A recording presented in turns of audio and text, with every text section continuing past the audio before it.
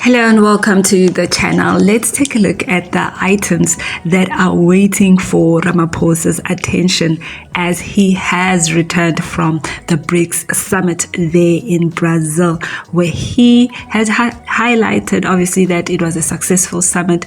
Did he broker a new deal? Because another item that's waiting for him is that the USA has slapped South Africa with a 30% tariff. Now, this tariff, they are saying that it can hurt South Africa. We'll take a look at what the FF Plus said about this, and you know how the GNU right now is currently strained. Another thing that is causing a strain in the GNU is that the DA has gone ahead and laid charges against Usendo Mchunu, the Minister of Police associated with the ANC. So he is now going to be answering why he lied to Parliament. I'm going to talk about the MKP's claim. They also laid a charge against the commissioners in the police, and also look at what the MKP is pursuing in terms of their case. Now, that's not only that. Cyril Ramaphosa is expected to make decisions. On the other hand, there is still growing tensions between foreign nationals and South Africans. Will there be any action, or is the national dialogue going to be the one that's going to solve all the internal issues in South Africa? Let's take a look at the sentiments around all of these expectations from Cyril Ramaphosa and also what people are saying about it. Please give this video a thumbs up as we do that. Let's take a look. So apparently Ramaphosa is going to address the nation on Sunday about Mkhwanazi's allegations. I didn't even need to read the article. I don't even need to hear him speak on Sunday, because we know he's deeply concerned about the grave allegations, and it's a serious matter, one that will require a thorough investigation, and then fuck all. We know what happens at family meetings, right? We listen to him spinning a story put together by his team and by himself that makes no sense. Why was it so easy to get rid of the deputy minister from the DA? There were no stories, there were no family meetings. We just said he was gone. In fact, I was shocked. I never knew he was capable of firing anybody. And now, when he can be able to do that, when Mkhwanazi has given us detail, where Sibia has lied on national television, where Senzo Mchunu has lied in parliament. In the past, when you've lied in parliament, we know somebody in the ANC who ended up in prison. Why is it so difficult? Is it maybe Phala is linked to these nefarious activities, and the president himself is worried that he could end up being in trouble? That if he disciplines and takes decisive action against Mchunu, that Mchunu perhaps knows too much? What is at play here? And what is it that makes him to be so unaware? 4 days, I think, that he's been back from the BRICS meeting. We will defend our country.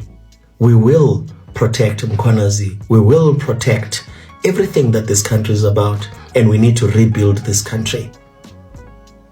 We, the people of South Africa, we wait and see what happens.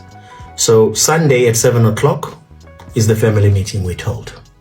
Take a step back and forward to what President Cyril Ramaphosa said when he stepped into office, promising a new dawn, a presidency of integrity and accountability. Determined to build a society defined by decency and integrity that does not tolerate the plunder of public resources, nor the theft by corporate criminals of the hard-earned savings of ordinary people. A new dawn is upon us, and a wonderful dawn has arrived. Now that you've heard both, let's talk. Because despite all the promises, South Africa still finds itself governed by ministers with serious clouds over their heads. This raises real questions about the depth and the sincerity of Ramaphosa's reform agenda. The new dawn, if it was ever real, now faces its final credibility test. Ramaphosa must act not just as the ANC president, but as the constitutional head of state. Donald Trump has hit South Africans with 30% trade tariffs starting on the 1st of August. This is one of the harshest punishments out of all the countries. So where do these tariffs come from? And where did he get the number 30%? So Trump claims that we don't have an equal trading relationship. And this is due to the volume of trade. And one of the reasons for this is actually an agreement that was drawn up in 2000 with the US. It's known as the AGOA Agreement. It basically means the African Growth and Opportunity Act. And this has given sub-Saharan African markets preference to trade with the US in order to grow the sub-Saharan African economies. So most of the things that we export to the US include materials that they use in their tech, special minerals. The citrus industry is a big one. I believe we export 1.8 billion rand in citrus to the US, and also automotive parts, as well as our winemaking industry. Now, what is going to happen when these 30% tariffs hit? Well, the average American is not going to want to pay 30% more for their orange than they do at the moment. So they are going to get their oranges and their citrus from somewhere else. And this is possibly going to push us closer to China, to the Asian markets, to the Europe markets, because we're going to have to find someone else who's going to want to buy our citrus. And I think so part of the tariffs were used to punish South Africa with its close relationship with China and BRICS. And this might end up pushing South Africa more into the Asian markets. The main concern of these tariffs is probably job losses. Another thing is that these tariffs could weaken the rand, because big tariffs like this always shake up investor confidence. This is either going to break the ANC or it's going to break the South African economy. So the free... How's it this here? So that is Faru ZA, is what he calls himself. He's a far-right, right-wing Afrikaner, boer, racist, fuckwit. And he just came in his pants because Freedom Front Plus went over to America and spoke to people at the White House, and they said this to the Freedom Front Plus. They said that the only way that America is going to restore relations with South Africa is if South Africa recognize farm murders as priority crimes. That's the one thing. The ANC distances itself from the Kill the Boer song. Second thing, there must be no land appropriation without compensation. There must be fair compensation, and all legal processes must be followed, which we were going to do anyway. And here's the kicker. Any American company that comes to South Africa to set up camp here, the BEE rules mustn't apply to them. So this little fuckwit is having an orgasm of happiness because the White House said this. Now, Faru, I want to ask you something. Who do you think America is to tell us what to do? Who do you think America is? Do you think America is the old apartheid regime that could tell us what to do and we jump? It's a joke, man. You think we're going to listen to that shit? You think we are going to allow anyone to accept that shit? You racist cunt. Vertik. You gemos. Well, there you have it. Ziyakhala impela here in South Africa. Cyril Ramaphosa has been pulled on every direction.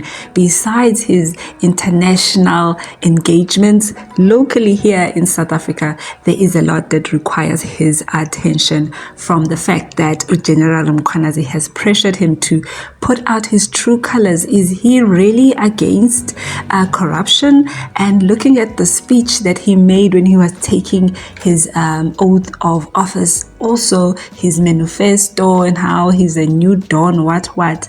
This is definitely the time to show that he is indeed for clean governance. Now, here we are as a nation waiting for him to speak to the nation that is on Sunday, as he has announced. But we love what the DA and of course the MKP have done. We've seen the ATM take action, even the EFF rather putting in submissions that will force Cyril Ramaphosa to take action. So even if he himself does not want to, there are bodies that are going to hold these people accountable. So there is definitely attention all round. The only one missing is that of Cyril Ramaphosa. So kuningi, never mind the internal conflict with the foreign nationals, which have left many health facilities spick and span, clean and quick services for those needing it from South Africa. Now we see him setting up this family meeting on Sunday. Definitely we haven't had those in a while. Is this part of the national dialogue? Asazi. So kuningi all in the go, but in the meantime, Cyril Ramaphosa is out there prepping his speech for Sunday. What are your expectations for that? And is General Radam Mkhwanazi safe in the meantime? There has been a lot of support on the ground, even all the way in Cape Town. What are your thoughts on all these items that are on Cyril Ramaphosa's plate?